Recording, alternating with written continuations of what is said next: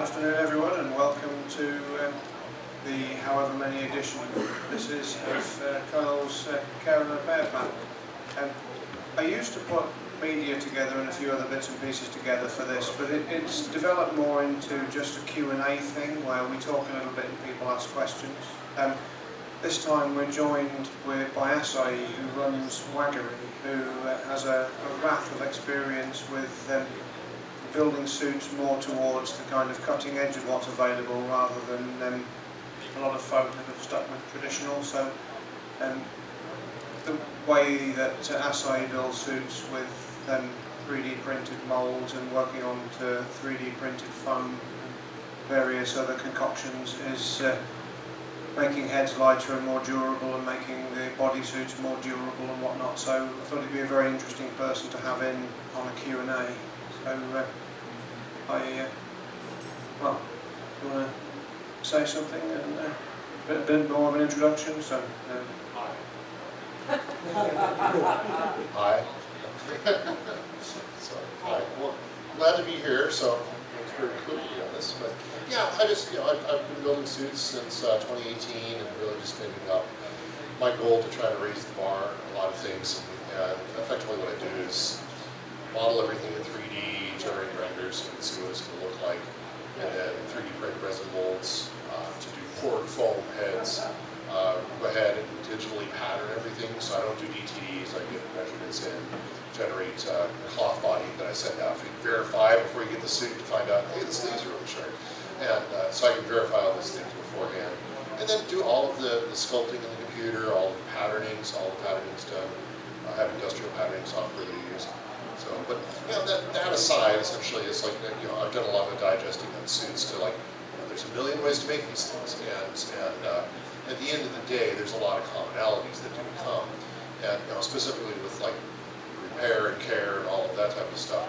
I think there's a lot of people that have a lot of heartburn on certain things. One of the things I'll talk about is using hair dryers for repair on suits. Everybody's, yes, I will say, do not put your suit in the dryer. It's going to end badly. But you can absolutely use a hairdryer to do a lot of fixing on suits. And that's something I do want to address because I will tell you that since 2018, I've actually killed over 4 hairdryers. I use them that much. So, but it's definitely an essential tool as far as I'm concerned for doing a lot of care. But, using it properly. It's like anything, you use the tool the wrong way, it's going to end poorly. So, but, come back. So we normally talk about methods of washing, dispelling a few myths, a few do's and don'ts and this kind of thing. Again, bodysuit washing. A lot of people swear by, for instance, using woolite and hand washing. And in a lot of cases, 1, you don't want to use that, and 2, you don't need to hand wash. There are 2 types of woolite detergent. One of them has an oil in it that's designed to preserve wool, and the fur that's used for fursuits is stranded plastic, which has a plasticizer in it, like ATBC or something equivalent. And both the oils in your skin and any oil that you put on the suit will displace that plasticizer and turn the fur back into brittle plastic. And at the point where it flexes against the backing, it'll then make the fur snap and fall out. So for that reason, again, there's a lot of contention around fabric softeners. Some of them are very good and don't cause problems. Some of them do cause problems because they leave an oil behind, which is how they work. There's a lot of very, very delicate detergents leave an oil behind to basically lubricate the backing on wool or on material. So you need to avoid that. Some people are always concerned by not using powdered detergents, and there's absolutely no problem in using a powdered detergent. You ideally wants to be on a cool wash, no more than 40 degrees, maybe 30, and there's so much surface area on the material itself that you need to really, really rinse it 2 or 3 times to get all of that out, and then ideally air dry. Things to watch out for. There's some great spot cleaning products. I mean, everybody swears by these little Bissell little green machines, and they're great. But there's also the Oxy Action wipes are great. So if you get a handprint or get something on a suit, you can clean it off fairly quickly. If you've worn a suit for a long time as well, for the same reason, you should avoid using things like Febreze, because I did an experiment about 10 years ago where I took sort of a couple of 100 mil of everything that people were using to clean suits and evaporated it down in a Petri dish. So you get a lot of oil left behind with the Febreze, which is there are various reasons why this is bad. One, if there's oil on the fur, it will attract crap.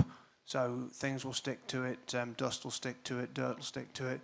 But also that oil is then, if you're spraying it inside the head, it's against your skin. It's not really a good thing to have. So, and again, you don't know what the makeup of that oil is and if it's going to do any damage to the backing of the fur or any of the foam or the adhesives. So I've always sworn by using either the Dettol spray that you can get that's largely alcohol, because it evaporates down to nothing, and you essentially want something that will kill the bacteria and then evaporate. So even 50-50 isopropyl alcohol and water or stronger, or the Dettol spray, that's ideal. And again, I once again forgot to take them back and put them in the production case to bring them here. Lots of people make scented sprays for suits, which is an absolute minefield, because they put essential oils in these, things like citrus oils and things, which are some of the worst things you can possibly put on the backing of fur as it displaces the plasticizer. But I have two fantastic examples. I think it might even have been Dougie gave them to me, but they're dissolving the bottle. So it's like, that's concerning. So yeah, with keeping suits clean and just disinfecting every time you use the head and every time you use the body, you can extend the time between needing to wash them, and therefore, you know, if you limit the number of washes and you limit the number of sort of drying cycles, you make the suit last longer. I bring these two down as an example because this head is 11 years older than this head, and that one has probably been worn for maybe 1,000, 1,200 hours. And yeah, he's looking a little bit scruffy. One, because he's supposed to, and two, because the fur is old.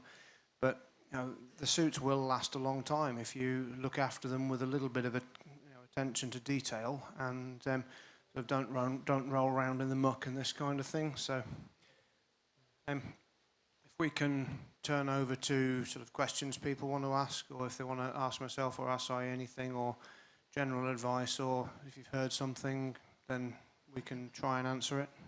So.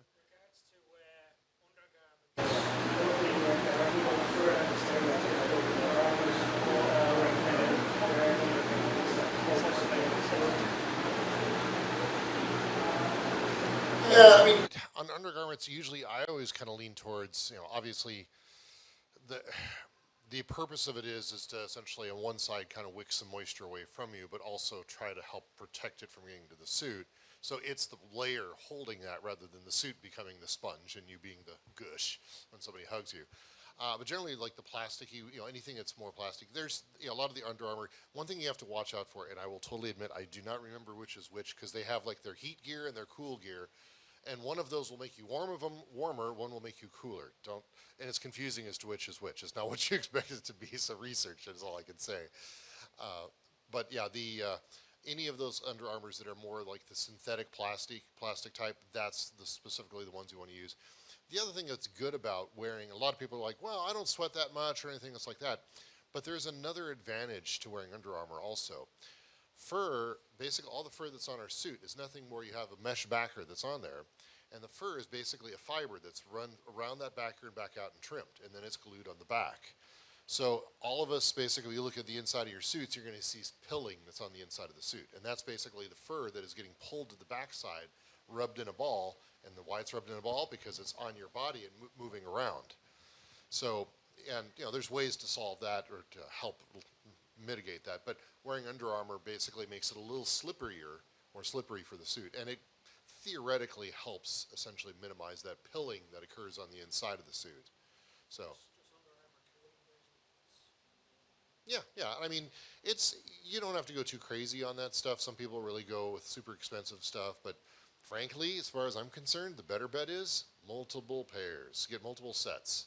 So multiple shirts, so that way you can be able to have one for each day. Or like, I went out in my suit, I got all wet. Come back, and you want to go back to the suit again, have another one you can throw on that's dry. And and it's just nice. And again, you don't have to get the super expensive ones. You can do ones that aren't that bad to be able to have multiple sets of those things. But yeah, the shirts, a lot of times the pants are kind of nice too on that. They help with that. So yeah, hope that answers. There used to be the tagline for the specific type of Under Armour used to be "break a sweat without getting wet." So it's that one you want. But again, you'd think it's not the way round you expect, where they say heat gear and cool gear, and I can't remember which bloody way round it is. Yeah, it's something like that. Yeah, I think that sounds right. That definitely sounds familiar. Yes. Yeah. You only use the type that's designed to keep you hot when you're suiting once, because you walk 20 feet and burn into a pile. Yeah. One thing I'll just add real quickly to what Kyle was saying is with washing suits too. Who's talking about the detergents? Yeah, really any basic laundry detergent works. But another one that I'll address is bleaching suits. A lot of people kind of go, "Oh my God, you can't bleach a suit." The color is impregnated in the plastic, so putting bleach on it doesn't mean it's just going to fade out. Now, that being said, though, I will totally say bleach is one of those chemicals that it will work fantastic, especially for white suits. If you've got white, especially like around the neck, you'll get air, of course, on foot paws, hand paws, foot paws, they get dingy real fast. So bleach really works well for cleaning that up. Do you do that all the time? No. I've my suit, Wild Acai, I've bleached him in the 11 years that I've had that suit now. I've bleached him twice. And he just starts getting a little dingy looking. It's like, all right, let's give that a hit. But secondly, I use only probably 1/4 of what you would normally use when you're doing a bleach cycle. You don't need a lot. And the other thing, which is I'm going to say is the most important one, is on your washing machine, whether it's got a setting or you just manually do it, give it multiple rinses. You're going to want bare minimum 2 to 3 rinses because our fur, as Kyle said, there's a lot of surface area on that. And that bleach or any of the soaps for that matter, this really applies to all of them. The soaps really hang in there. And so whenever you're washing your suit, extra rinses, extra rinses, extra rinses, because that really gets all of that soap out of there. And the soap is also another thing that will attract dirt. So if you can basically get that cleared out, that also helps with it too. So just a quick, de facto for myself, I generally, now again, it also is a matter of how much you're suiting. And typically at a con, I'll suit like a couple hours a day each day. So I'm not going really hardcore. I'm old, it wears me out. but it's the case that I will totally say that at the end of a con, I'll give it, is he gamey? No. Okay, he's fine. I might let him go even a couple events. Really the scenario is like if he stinks, yeah, I wash him. But if he's not stinky and he's and again, wearing the Under Armour, that helps. Deodorant, please. That helps a lot. Then you can be able to keep that at bay, and you're not having to wash the suit every single time. Some people really do it a lot. One other thing I'll also add too, fur, it's a plastic. The color's it's an extruded fiber. The color's impregnated in there. Because it's an extruded fiber, it's also like a copper wire. So once you bend it and you kink it, it wants to rebend on that kink again. So, that's the case of the more you're washing it, the more you're wearing it. Bed snuggles and things like that are a lot of bending on that fur and damaging it, and that's what really reduces the life of fur a lot. So, any handling you do is like, oh, nice, peppy, and they're petting it. Well, that's any of that unfortunately does put wear. But that's the reason why we're wearing it too. It's not like no touches. No, I want hugs. And so there's that balance on there. So, and that's the other thing to keep in mind is none of this stuff lasts forever. It's going to have a lifespan, and It's a finite life, but you can very easily expand that to be a long time. yeah. And definitely, it's like you're saying, it's like with some care, you can expand that to be a long time. It's just like everything, moderation and everything. So, but anybody else? Yes.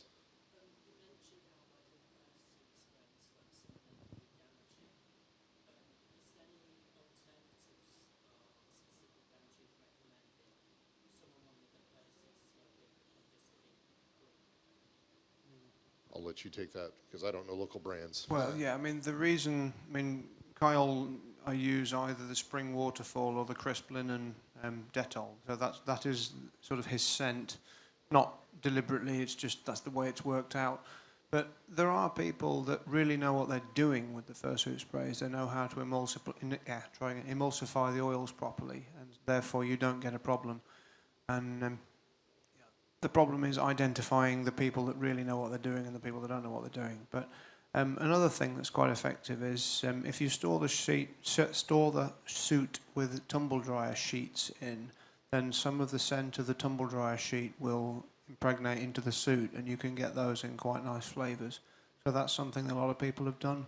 Or you can have something hung around your neck inside the suit that's got a scent to it, and then that's not going to do any damage to the suit or anything else. So there's various options. But yeah, my personal preference that's always done me very well is just the Dettol spray because of the amount of alcohol that's in it.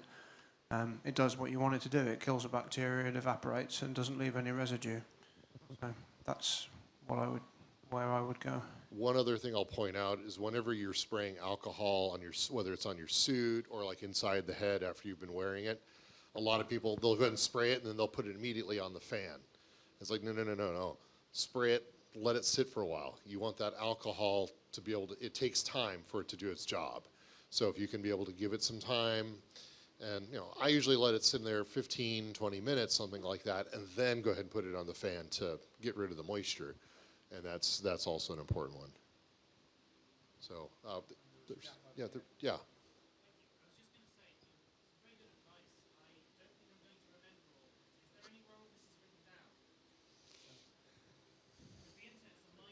Yeah, this would be about the millionth time I've said I really need to actually put a page together or put a YouTube thing together. I really, really do need to do it, and I never seem to get round to it. As it is one of these, Scotiacon is something that lasts 365 days for me. So, like, a couple of days after this, we start negotiating for next year and all the wind down and things. But I would really like to do that, even if I just put a page together I can hand out or put something online. There is, if you go to my website, waggerycos.com, WAGGERYCOS.com, in my facts FAQs, there is a link to my care instructions that I use that I give to anybody that commissions suits for me. So that there is some there, not as inclusive as what we covered here, but some. So when I'm not hurried to dry them, I use the Dettol spray and I just let it air dry overnight without the fan. Is that okay? Oh yeah, it's totally fine. Yeah. Just going back to the bleach thing, chemically there's lots of different kinds of bleach. Are there any that are definitely too spicy for a suit or something you'd recommend?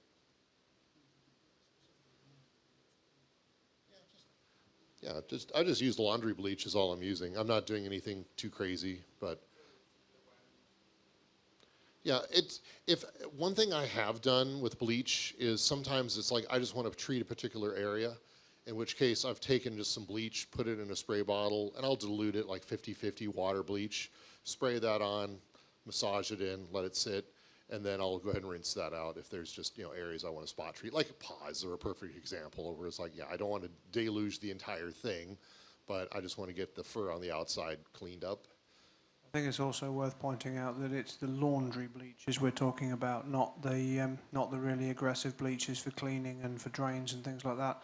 But yeah, I can't remember what the active ingredients are. They're nothing like as nasty as the like domestos and this kind of thing. They're just designed to be strong enough to just deal with the staining on fur, etc. Anybody else with questions?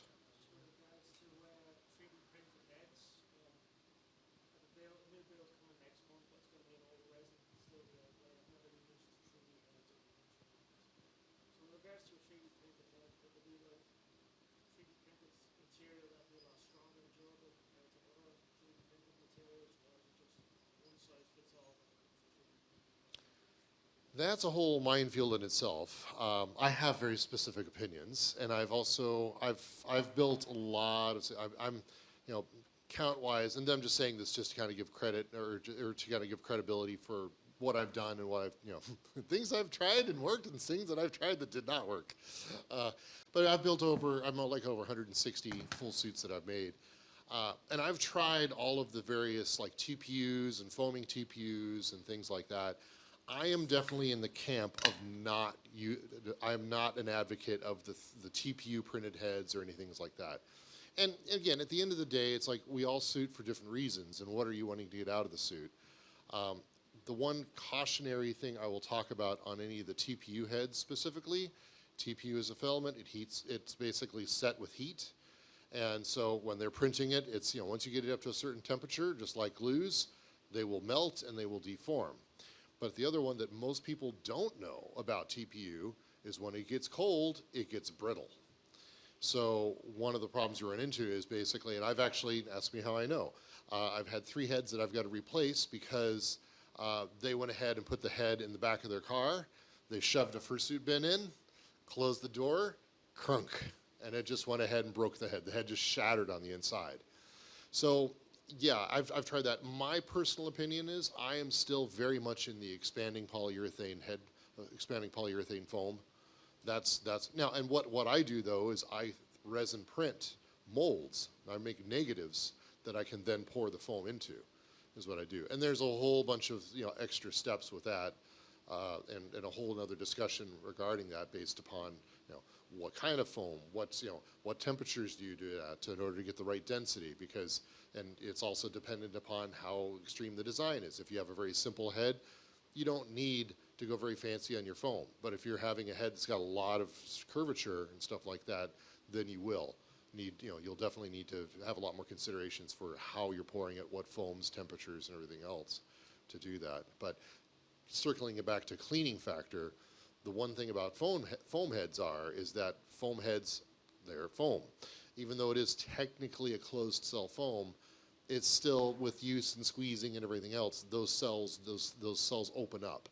So if you have that head in a smoky room, not only is the fur getting smoky, but the foam is absorbing some of that too. And if you are cleaning a foam head, one thing a lot of people are very apprehensive about is cleaning their heads. And that's something I'll talk about here for a sec. You can absolutely clean your head. Green machines are the perfect thing because you can spray that on there, you can massage it, you can vacuum it out, and you're not, you're minimizing the amount of water. For cleaning your head, if you really get your head super dirty and you really want to get it out, sadly the best way is deluging it. Just go ahead, put it in the tub, soak it, squeeze that in and out. But the problem there is, of course, eyes are usually the most sensitive because depending upon how they painted those eyes, the eyes might get damaged by the water. So you have to be very careful about that for most suits. The other one is most people glue their heads with hot glue. And hot glue, the one thing about it is when it's cold, especially like room temperature or colder, it's kind of solid. And if you're really like trying to squeeze all that water out of your suit, the hot glue can actually tear away from the foam. So one of the things I've actually found is if you are ever going to clean your head, and really trying to squeeze out all the water, make sure it's warm. Have the room very warm, even to the extent of using a hairdryer, which I can talk about more here, to go ahead and try to warm that up, because the more pliable you can make that glue, the less it's going to get damaged when you're really trying to squeeze all that water out of it. And then just put it on a fan, a good fan, not something small. You want a good sized fan, and just give it lots of time to get all that water out of there. And it will, it absolutely will. So it's just, that's one of the things you can do. So my heads, I've switched over to using silicone for gluing heads, which solves a myriad of other issues, but that's just something I'm doing that's different than other makers. So can you use that? Yes, but you're going to need lots of time for it to cure, mainly because silicone, like when you buy silicone at the hardware store, that's always, it's what's called silicone RTV. And basically what they do is they either use a benzene product or a ammonia product in there to keep the chemicals from reacting. Because what happens, the way it works is once that evaporates, the chemicals that are in there will react with each other and cause it to solidify. So if you use it, you just need to get that benzene or ammonia out of there before you stick it on your head and find out, like, why am I high? Yeah. So There are also a few other little tricks and traps when cleaning heads out. If there's a lot of the oils from your skin inside the foam in the head, you may find, especially if you have white fur, that as you dry the suit, the outside of the head goes yellow. And what's happening is, as the water is evaporating from the outside of the suit, it's drawing that oil out of the foam to the surface. So one of the ways you can mitigate that, if you can't continuously wash the suit until all that comes out, then if you dry the suit from the inside, so dry the head from the inside, then that will largely stay in the foam, or you can wipe over it with something, some alcoholic wipe or something inside. But the other kind of cursed thing to see, with a lot of foam heads, what you can do is remove the eyes and the nose and put the head in the washing machine. Now, the first time that I was told this, I was like, yeah, pull the other one. And then it was, the maker said, well, no, that's exactly what I'm going to do when you send the head in for deep cleaning and whatnot. So there's a cursed image of him with no eyes and no nose in a washing machine. And because somebody that's here had an issue where they put their suit wet into a gym bag and then forgot about it. And the head was nasty. Like, I washed it with a little green, the smell wouldn't go away. I took the nose and the eyes out, I put it in the washing machine twice and the smell wouldn't go away. It took 20 hours with an ozone generator to get the smell out of the suit. But again, yeah, no damage to the fur, no damage to anything else. Check with your maker first, but a lot of the foam heads, if they're really, really dirty, you genuinely can remove the eyes and the nose and put them in the washing machine. But as with anything, ask the person that made the suit in case they go, oh, actually, I put this in, don't do that. But generally speaking, foam heads are very resilient and can be, you don't have to be anything like as gentle as you think, especially when, if you're cleaning the body or cleaning the head. You look at it and think, oh, it's a treasured possession, I must be really, really careful with it. And it's counterintuitive, but generally, you don't have to be anything like as kit gloves as a lot of people are. Let me, I'm just going to talk real quickly about hairdryer stuff because I brought that up. Hair dryers, so I use hair dryers for setting the fur, for fixing the fur, and a lot of people are very scared about it. And I will quickly say I use a hair dryer on high heat. Now, the big thing to do, and why do you use it? Fur is an extruded fiber. And extruded fibers, when they heat up, thermoplastic, okay, yeah. But basically, when you heat it up, it wants to go back to its original shape, which is straight. So when you heat that up, you can actually take a hairdryer and put it against the fur, and you don't just hold it in one place. You want to keep it moving. But it's actually really kind of interesting and kind of cool to see, because you'll have like an area that's a bit matted, and you'll put it on there, and you're not wanting to put the tip right down to it. You want to have some distance there. I mean, think about it yourself. When you're using a hairdryer on your own head, you're not going to have it right up against your head. Yeah, you're going to fry your hair. Same thing goes with the fursuit. You're not going to hold it in one spot on your head. You're going to move it about. Same thing on a fursuit. So if you go ahead and keep that moving, that fur will heat up and it will straighten out. And a lot of times, you can even do that without even brushing. It'll just straighten out right in front of your eyes as you're moving it around. But if you have an area that's really badly matted, you absolutely can go ahead and work it, brush it, work it a bit more, brush it, and it will clean up very, very nicely. And but one thing I will say, fur is also like a copper wire. When it gets a bend in it, when it gets a kink, it wants to rebend on that same kink point again. So it will clean it up, it will make it look better. Is it going to make it like brand new? No. So, but it will definitely help keep your suit looking much nicer for a longer period of time. And where I use hairdryers a lot is I'm redirecting the fur. When I'm building suits, most people think it's like, oh, you have to have the fur going straight down. No, you can turn that. Fur has stretch. Use the stretch where you want it, like on the back. When you're bending over, that needs to stretch so you can bend over. So turn the fur sideways. Then the stretch goes with the stretch direction on your back, and you can use a hairdryer to redirect the fur to go down. It's not a problem. Or when I buy fur that comes from the suppliers. Of course, they just wad it up, throw it in a box. So when I get it, I get the stuff out of the box. It's all scrunchy and whatnot. So yeah, I have to use a hairdryer to fix that up. So that's just the reality of it. So yeah, I use a hairdryer a ton. And what is bad, though, is a clothes dryer. That's a different story. And the reason why clothes dryers are bad is because even though you might set, and it depends upon the brand, there's a lot of like, it depends, but there's a lot of clothes dryers when you put that in, even if you say low, what it'll do is the heating element may just be an on-off. So it may say, hey, we're gonna go on until we hit this temperature, then turn off. And where that thermometer is versus where the heat intake is in two different places. So it's gonna get blasted with 400-degree heat until the thermometer on the other side is like, oh yeah, okay, I'm warm enough, and it turns it off. So meanwhile, you're getting this hot blast, nothing, and that will fry the fur. So, yeah, clothes dryers are not good. And generally, even like, well, I can use tumble. Only if you know your dryer really well. That's all I can say. Generally, I just advise against it as a whole, but even with no heat. But because again, tumbling, yes, it will tumble it. It will help aerate and get the moisture out of there in a hurry. But what is it's doing? It's also just keeps bending that fur with every single tumble that's occurring. So it's adding wear to that suit. That's just my opinion. So.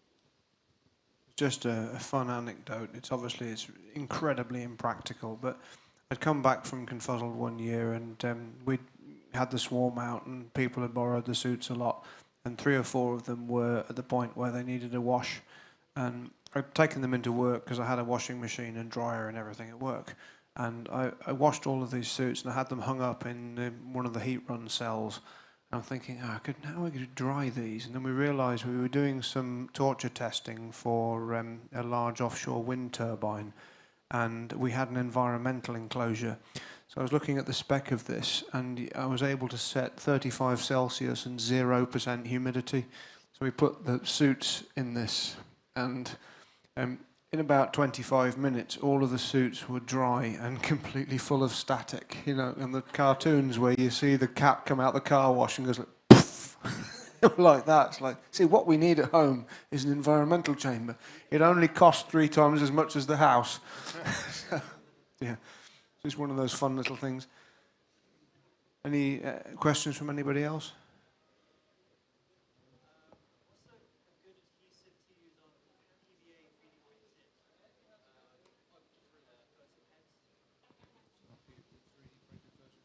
So adhesive for 3D printed fursuit heads. I don't know. That's a good question, because it all really kind of comes down to if you're doing that type of thing. I hate to say hot glue, because that's kind of a general, and that's a whole other thing with adhesives. Adhesives are that scenario where you have different types of adhesives, and some are more of a physical hold, where the chemical is getting in there and impregnating and holding onto a physical. Some of it is more like an energy hold. So an energy hold is like a tape on glass, for example.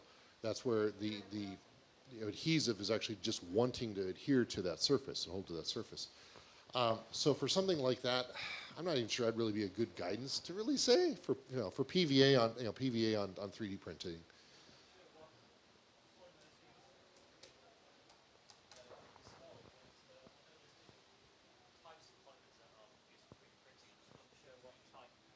Yeah, and I think it just really it would be a depends factor, to be honest, as to what is going to be the right one to use. I'm not sure I could definitively say, hey, use this, without looking at it more to really be able to say, oh, okay, this is this, and do that. I should test it on something other than the fursuit first and see what happens. Very good idea. Yes. So you're not sad. You said earlier about the polymer glue with the Byzantine and the acetate. I think there's a type of, I think it's called Gorilla Grip, a brand of glues, and there's a product. There's 2 syringes and a single plunger. You pump both glues out, you mix them together, and then you apply it to where you want it. Is that what you were talking about? That type of product is generally an epoxy product, I think is what that is, whenever you've got the 2 cylinders. And epoxies are really good for gluing a lot of stuff. But epoxies also generally are not flexible. They're always hard. I think there are, I know what you mean. There are some now that give you a flexible adhesive. But with the process that Acai was explaining, it's more that when you have, everything is mixed in one, and it's when one of the chemicals evaporates out, it allows the other 2 to react. So that was more what you were referring to. Correct, yeah. Over here they call it room temperature vulcanizing. Yeah, the silicone you get at the hardware store, like to put around your windows or seal around your bathtub. That stuff, yeah. Yeah.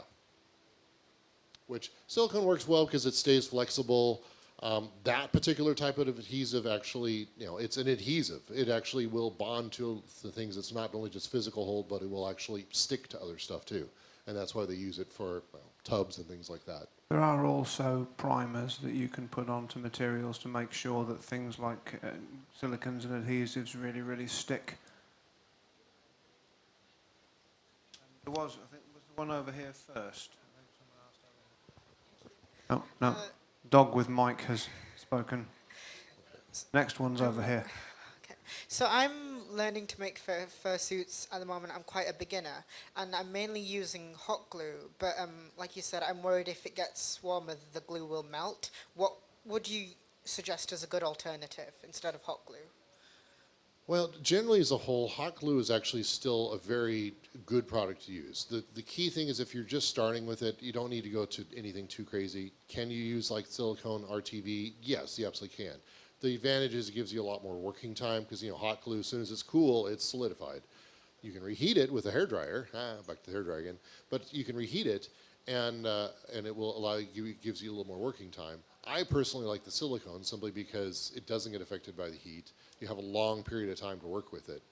But the downside is basically if you're using stuff like that, you do have that chemical. You got to air it out before you can just hand it off to the customer. What I personally use is what's called tin cure silicone. And that's usually used more for mold making purposes, and that basically doesn't have any odor, and it's a way more expensive product, and it's a two-part thing you're mixing together. It's a lot more of a process, and you need a gram scale to be able to mix it properly. It requires a lot of other equipment to do that. Also with the hot glue, I'm finding sometimes when I'm trying to apply it to the foam, it will sink into the foam rather than being on the top, and I don't know how to combat that. That's just, because whenever you have a glue or a foam, it's just a porous substance. Okay. And usually the game with that is turn down your temperature on your hot glue gun so it's not as hot, and then it won't want to sink in there as much. Okay. But if it's not that hot, will it still stick together? It will, yeah. Okay. I mean, basically, and the other thing is to use gravity to your advantage. Mm-hmm. Don't put the glue on top of the foam because it's just going to want to go down. Okay. So instead, put it on, turn it over, and let that want to move more towards the fur. Okay, thank you. Also, depending on what foam, you might find, yes, that it's melting the foam, but also not all hot glues are the same, and not all hot glue guns are the same. Some of the cheap and nasty hot glues go incredibly brittle and crack. They're sensitive to alcohols and whatnot. One I have had phenomenal success with is from a company called Tech Bond, so TEC Bond. They also make glue guns that you can swap out the thermostat modules in. They're designed to be on for 12 hours a day for 10 years kind of thing. So you'd spend 70 or 80 pounds on a glue gun, you'll get a decade out of it.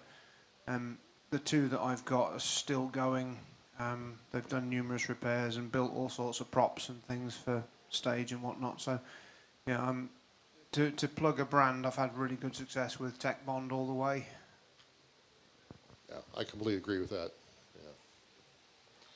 So my question is, I got a spot cleaner, and I want to know what kind of detergent is more suitable, kind of thing. Specifically in Britain,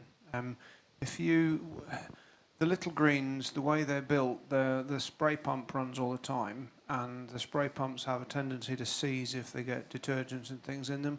So one thing that you can do that's really, really helpful is if you mix up a little bit of detergent, it can just be laundry detergent in warm water in a squeezy spray, I think a Scotia kind of thing. If you spray that on and then work it in with a nail brush or something, and then use your little green with just water in the tank, it does an absolutely stunning job. But if you do put detergents through the little green, run lots of water through the spray pump afterwards and you won't get the problem. Laundry detergents are very good. The thing I've had the best success with is actually the commercial cleaning spray, which is, they call it Sumabac D10. So the restaurants have always got these refillable bottles where they put sort of a couple of tablespoons of this in the bottom of the bottle, spray, fill it up with a litre of water, and then they use it for all the commercial cleaning. that stuff diluted to that kind of level is absolutely incredible on fur, and I clean all of mine with it with a spot cleaner. But yeah, laundry detergents are fine. That Sumabac detergent's great. The oxy-action detergents from Tesco and places like that work fairly well. One more question. I got a fursuit head that has like electronics in, like lights and like around their head, and I've tried getting in contact with the maker. There's no way to get them out. How would you clean the actual head? With Very, like very electronics? carefully with a spot cleaner. Minimum possible amount of water. I mean, if you're going to put electrics into a head, you really do need to be using adhesive-lined heat shrink tube and whatnot around all the LEDs and around all the cabling to get to make sure the water is excluded. But if it's not insulated in that way, then even the steam coming off you when you're suiting is going to have an effect on the electrics that are in there. But yeah, I mean, as careful as you can be. Maybe err on the side of the oxy-action. And again, things like the Dettol and alcohols. I mean, isopropyl alcohol is sold primarily as an electrical cleaning product, so it's completely safe to use around electrics. Just make sure it's evaporated before you connect or disconnect anything. But yeah, there's plenty of ways you can mitigate it. Thank you. I have a sauna that I'm hoping to get made into a suit, but it's a mix of brighter and darker colours, like a white and an oyster pink, but also dark brown stripes. So what would you recommend to stop like the colours bleeding together or, dissolving? If there's no airbrushing on it, it should never bleed, because the fur is, as Acai's pointed out, this is actually black strands of plastic pulled through a backing, and this is blue strands of plastic pulled through a backing. It should be basically impossible to get that to migrate into that. I mean, you can see marks around here where we used to have some airbrushing, because obviously with a handmade suit, it's never going to be completely symmetrical. So like the Swift marks, they made them symmetrical by airbrushing. But if it's just sewn, then that sort of boundary will always remain. So you should never have that issue with a good synthetic fur. The only thing I'll add on that with cleaning, the one thing that can bleed on heads is the liner that's on the inside of the head. If they have like a cloth liner that goes around the inside, some of those are not safe against some heavy detergents. So that's about the only place that I have seen where it's like they had like a black liner on the inside and the neck fur was all white. And as soon as they washed it, the black liner bled into the fur. And it's like, well, get the bleach out and just keep bleaching. That's all you're going to do. And get it, you're going to turn that black liner white. And, well, then the problem's solved. But, yeah, that's the only thing. That's the only thing I'd ever say is like is an issue when cleaning for bleeding. Okay, thank you.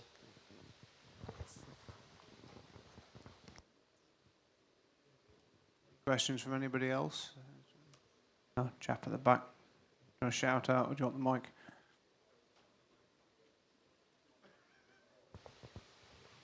You mentioned earlier about. Can't do that.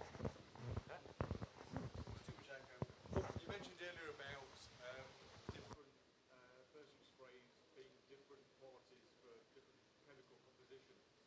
Are there any chemicals in them that should be looked out for or make them better? The main problem you get is that almost all of the scents that people use are sold as essential oils, as in essence kind of thing, and they're almost always the type of oil which displaces the plasticizer. So you can make them completely safe if somebody knows the emulsification process properly, so that it will basically never separate. Then that's not necessarily a problem. But the issue is knowing which maker of the product knows how to do that. That's borderline impossible. So there are people out there that know exactly what they're doing, but there's also a hell of a lot of people that don't. And it might be a year or two down the line before the fur starts to come out, and then you don't know who it was, what they are, and you're never going to be able to hold anybody liable. And the only person that loses out is the person that owns the suit. So I mean, I generally just avoid them. Or if you want to use if you want to use the spray because you like the smell of it, spray it on something and have that inside the suit. So not against your skin, you know, maybe between the Under Armour and the suit on something where you can smell it, but it's not actually in the fur. I always err on the side of just keeping the fur super clean and not having other chemicals and products on it. One other thing I'll add to that too is oils always attract dirt. So you know, you put oil on something, it's just going to get dirt on it. So I agree. I'm in the same boat. I'm not a fan of those.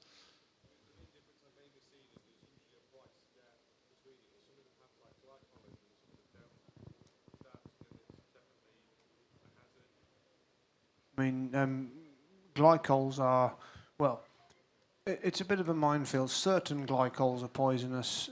Certain, like glycerins and things, they're in the special effects fluid, the hazes, and they're not harmful. But again, which one have they used? Generally speaking, it's better to not have another chemical in contact with your skin anyway. And if you sweat and your pores are open, that's the point at which something's going to leach in. So. Yeah, I would err on the side of just not risking it. Or if you like the smell, as I say, put it on something rather than have it on the suit.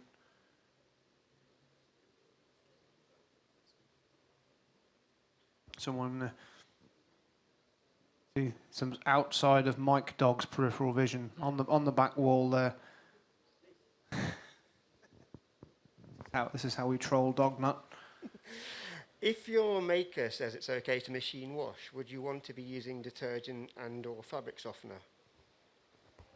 So there is a bit of a debate over fabric softener, and I mean whether you want to field that one. Because I think we have basically the same opinion. Yeah, detergent basically, as far as detergents go, like you know, any powdered detergent, you know, we talked about Woolite is generally no. That's actually the wrong thing to use. But just a regular detergent, you don't want anything super aggressive. You don't want anything too light either, because those will leave oils behind too. So just a general detergent usually works fine. Like I was saying, the big one is lots of rinses. As far as fabric softeners go, I use fabric softeners in my suits. Now, I don't do it every time, and I don't do a full amount. You know, they'll have the little bucket in there. I'll put in maybe 1/4 of that amount, and that's all that's necessary. Where I do find it is helpful is that it will make the brushing of the suit much, you know, the fur brushes much more cleanly, so I'm not pulling out as much fur. And it's, I'm not gonna lie, it's softer. It's like, ooh, it's fun to pet. So there is that, but on the other hand too, fabric softener is some kind of an oil or fat or something, you know, it's unknown substance. But basically it is one of those things that does kind of fall in the category of oils, and it can attract more dirt, it can do that. So it's kind of a, do I use it? Yes. Do I use a lot of it? No. And I do it every other time, so that way it's not building up on the fur whatsoever.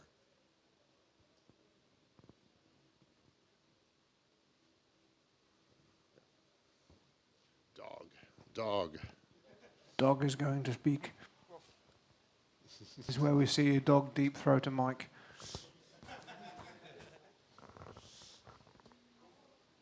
So, just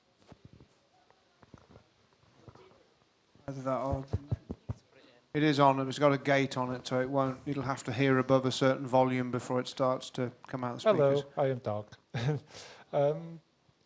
Just wants to ask. I know it might be a simple question, but how would you, after cleaning, drying, and disinfecting the suit, how would you store the suit long term in terms of a full body and such? So two things. Storing, it's funny, years ago I actually just would keep them folded up in bins. And I've actually since changed to where I go ahead and hang them up. And you know, basically, because the one thing I found is if I'm sticking it in a bin, two things that can happen. One is basically when you're folding it, it's kind of getting crunched in there. So the fur gets a little scrunchy from that. And I would find I'd have to go back to the hairdryer and use that to go ahead and straighten it out again. The other thing is too, and you know, where I live in Colorado, I come from Colorado in the U.S., so it's super dry there, so I never have to worry about it. But not every place is that dry, and so if any moisture is left behind in that bin, moisture left in places is not good. So It's getting in poorly. So I'm definitely an advocate of hanging stuff up to dry. Now, that being said, though, make sure the suit's not too heavy. If you've got like attached feet and tons of padding and you're like holding the suit and like, oh my God, this thing's heavy.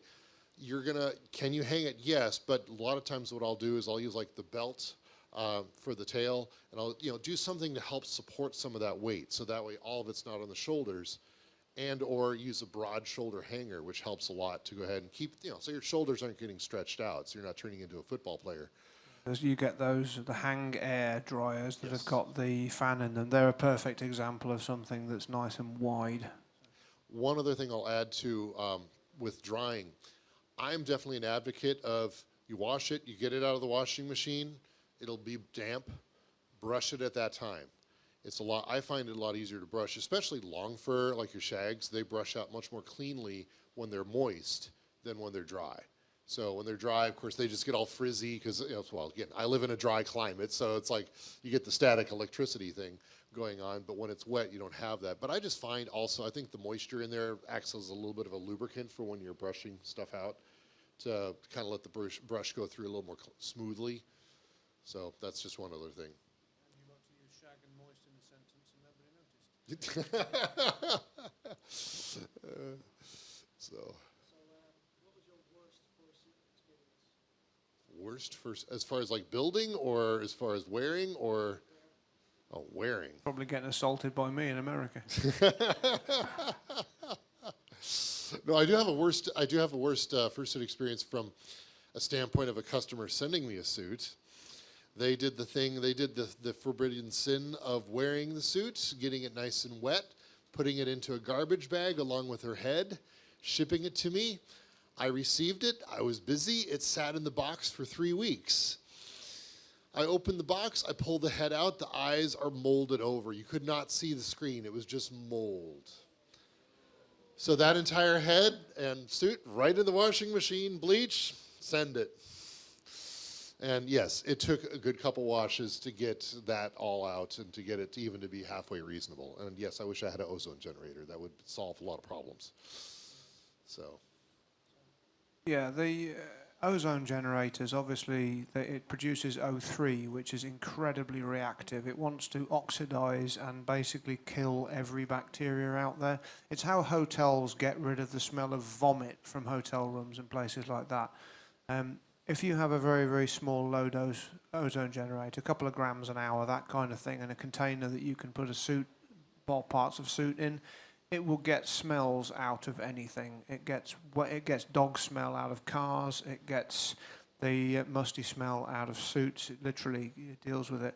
It's very, very nasty to latex and natural rubbers. It will destroy natural rubber because it will oxidize it at a rate thousands of times greater than the air. Ozone in the air is what makes air smell fresh. So yes, you can achieve amazing results with an ozone generator, but again, you need to know what your suit head or component is made of and not expose natural fibers and natural rubber to it. Yeah, because sometimes noses will be some kind of rubbers too. Some people will do it like a rubber nose or teeth. Demonstration of the made-for-you murder wedge. Where you master the art of sneaking up under somebody's radar and going dunk.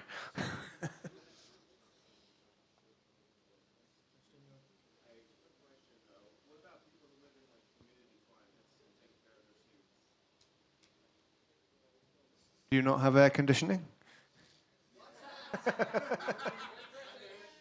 Mr. lives in the... Yeah, I was going to say, yes, you effectively live in an armpit. But no, if you live somewhere where you've got air conditioning, which is the perfect thing, that will take a lot of moisture out of the air and dry that air out, so that way you're not, as much in an armpit. So. But generally speaking, if the suit is hanging up and it's exposed to the air in the room, then it shouldn't be a problem. It's only really if it's moist and it's trapped in the same air, or if it's in a very humid space and it's trapped in the same air. Chap down the front.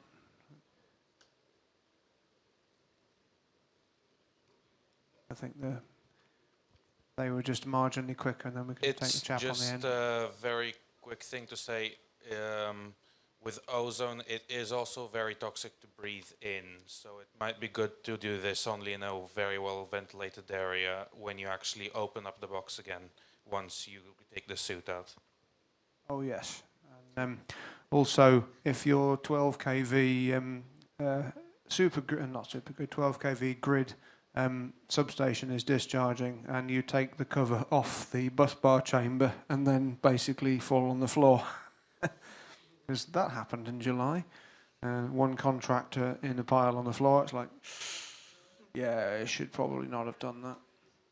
Yes, very valid. You don't want to inhale it. It's the sort of the smell you'd get from an old photocopier. And if you're doing any of this, do it in a box and do it somewhere where you can have that box outside, or do it in the boot of a car or something. I mean, I have a little downstairs bathroom that has an extractor fan, so I leave the light and the fan on, and I put the ozone generator in there, and it's always at negative pressure, so it's always taking air in around the door and out. But yeah, it's a very valid point. Chap on the end there.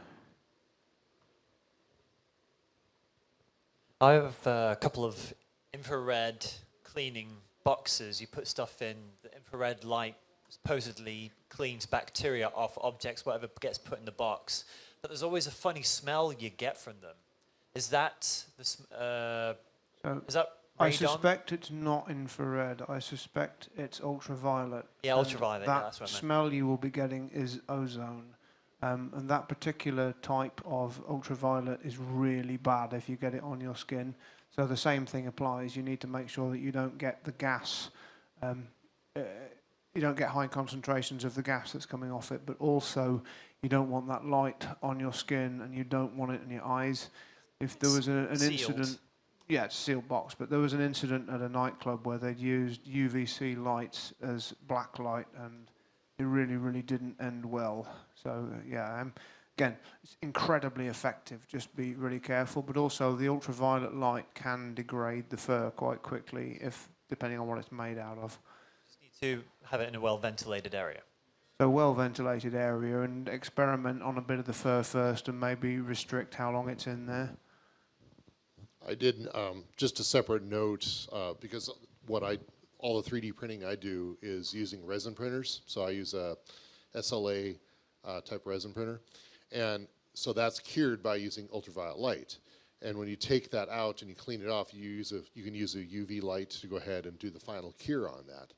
And I actually took one of those lights just for curiosity's sake and actually put that on the fur and just held it there for a little bit and then took it off. And that fur got literally just brittle and just broke and fell apart. So it's kind of the equivalent of taking your fur and putting it out in the sun for a really, really, really, really long time. Probably not the best. Yeah, it'll kill stuff. Yes, it'll do that, but probably do a lot of damage in the process.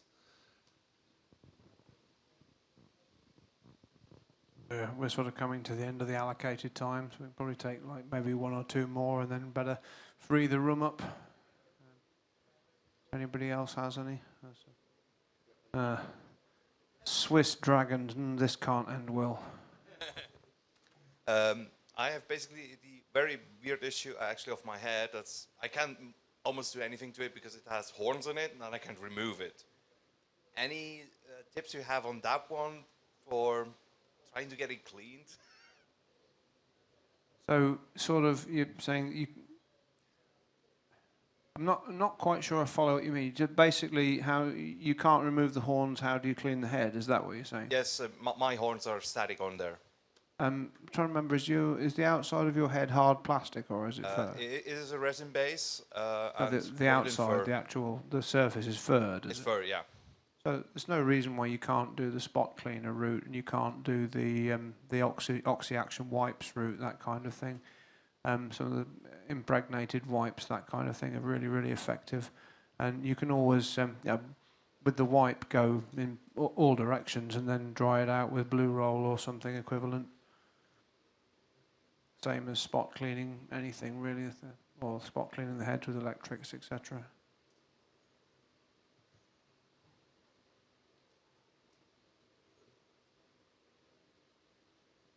Other than that, it's sort of 4:05, so we should probably hand the room over for the next event. So, that was one. Make it really quick. Mike Dog. Bleb. Oh, that's. I don't know if is he going to be able to. Are you going to be able to counter that? Orf. Oh, a strong contender. Okay.